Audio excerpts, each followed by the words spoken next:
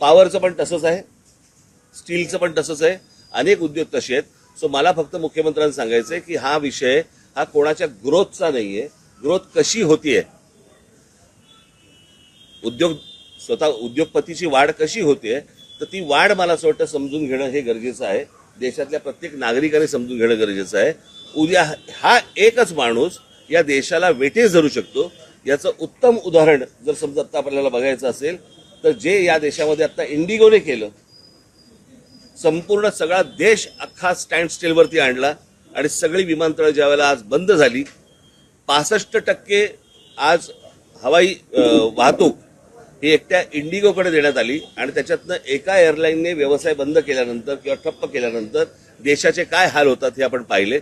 मला असं वाटतं हा धोका सर्वाधिक आहे आणि तो धोका मला असं वाटतं मुख्यमंत्र्यांनी समजून घेणं गरजेचं आहे किंवा त्यांना समजणं गरजेचं आहे किंवा अर्थात समजला असेल पण ते